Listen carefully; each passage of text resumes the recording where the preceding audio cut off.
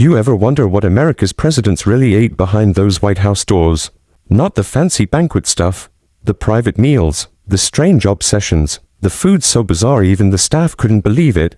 One president ate the same vegetable every single day for 30 years. Another had a food habit so strange it made foreign leaders laugh out loud. Number 1. Harry Truman, the man who ended World War II, and the most known nonsense eater ever to sit in the Oval Office. Truman grew up dirt poor in Missouri. No fancy food, no fancy anything, and becoming president of the United States didn't change a single thing about how he ate. Every morning, before making decisions that changed the world, Truman started with one shot of bourbon. Straight, no ice, no mixer, just bourbon at 7 in the morning. His doctor approved it, said it kept his blood pressure steady. And Truman never missed a morning in 8 years. And his favorite food, cornbread, plain Missouri cornbread baked in cast iron. The same cornbread his mother made when he was a boy milking cows before school. The man who ordered the atomic bomb, who stood up to Stalin, who rebuilt Europe after World War II, started every single day with bourbon and cornbread, not because he had to, because that was who he was.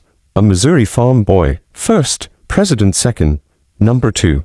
Herbert Hoover, 31st president, and a man completely obsessed with Belgian waffles. Before he was president, Hoover spent years working in Belgium as a mining engineer, and while he was there, he discovered Belgian waffles, and he never recovered. Deep, crispy, light inside, topped with fresh cream and strawberries. Nothing like the flat American version. These were an entirely different experience.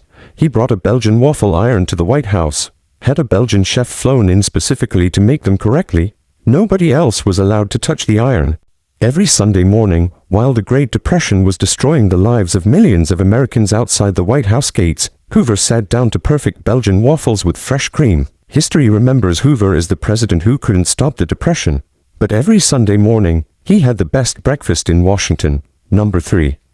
Calvin Coolidge, the most silent president in American history, and the strangest breakfast habit the White House ever saw. Coolidge loved his breakfast.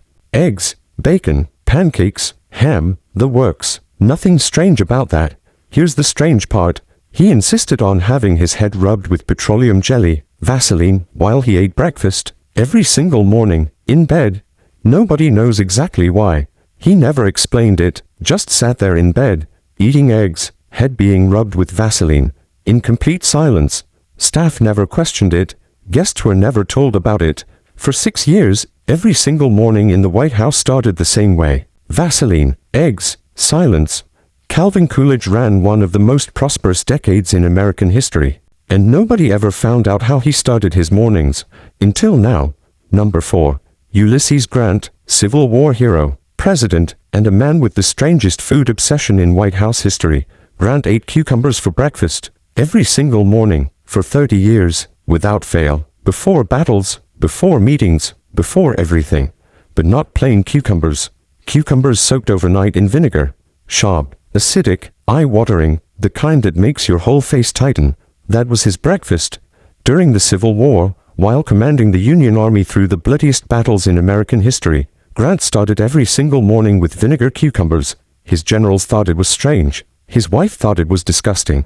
Grant didn't care. He said it cleared his mind, sharpened his focus, and with the decisions he had to make every day, he needed every edge he could get.